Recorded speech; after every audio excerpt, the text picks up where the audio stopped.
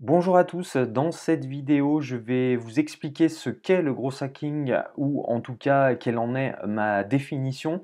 C'est vrai que c'est une discipline dont on entend beaucoup parler en ce moment dans les métiers du digital.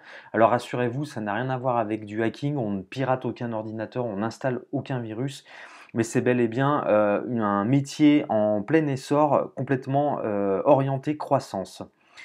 Donc à l'écran, vous voyez Chinelis, le fondateur de la discipline, qui définit lui-même le gros hacking non pas comme de l'anti-marketing, mais plutôt comme son évolution. Et je vous le disais à l'instant, c'est très orienté croissance, puisqu'en fait, si on devait définir le gros hacking de manière très concise, en fait, ça consisterait à émettre des hypothèses de croissance, de procéder à des expérimentations pour valider ces hypothèses et ainsi trouver très rapidement et si possible à moindre frais, des leviers de croissance. Donc comment y parvient-on? Sachez que le gros hacking, avant d'être un métier, est avant tout un état d'esprit, un mix de 3 compétences qui sont le marketing, puisqu'on agit beaucoup avec les outils digitaux, donc il convient d'avoir des notions notamment sur le référencement naturel, les réseaux sociaux, avoir mis en place des campagnes publicitaires Facebook ou Google, mais également avoir mis en place des mailings, des newsletters, etc., etc.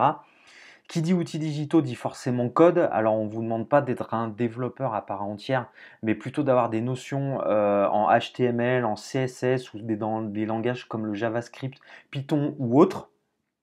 Et qui dit expérimentation dit forcément analyse des données de façon à pouvoir optimiser ses actions par la suite.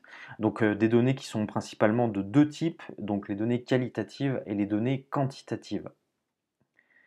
La matrice ou le framework sur lequel tout gros hacker travaille, c'est le modèle AARRR. Donc A pour acquisition et activation et RRR pour rétention, revenu et referral, ou recommandation en français.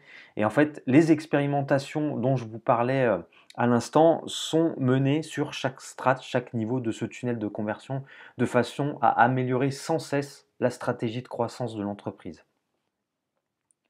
Petite précision, le gros hacking étant entièrement orienté utilisateur, ce qui signifie qu'en fait c'est une obsession chez le gros hacker. Il est tout le temps en train de rechercher la satisfaction du client, comprendre ses besoins, comprendre sa problématique pour fournir la solution la plus adaptée qui en fera du coup des utilisateurs satisfaits et qui recommanderont le produit ou le service par la suite auprès de leur réseau.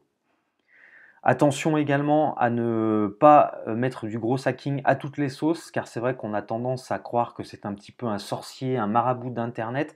Néanmoins, s'il n'y a pas de traction, il n'y a pas de gros hacking. Sous-entendu, si vous n'avez pas encore trouvé votre place sur le marché ou que votre produit n'est pas adapté ou ne répond pas à un besoin spécifique, vous pourrez mettre en place toutes les actions gros hacking que vous voulez. Ça ne servira à rien. Il faudra donc dans un premier temps avant tout trouver votre place sur le marché. Néanmoins, c'est vrai que si vous avez déjà un produit qui correspond à un besoin, qui est rodé et que les gens ont déjà utilisé, en sont satisfaits, ont acheté le produit, là, c'est véritablement le bon moment pour faire du gros hacking.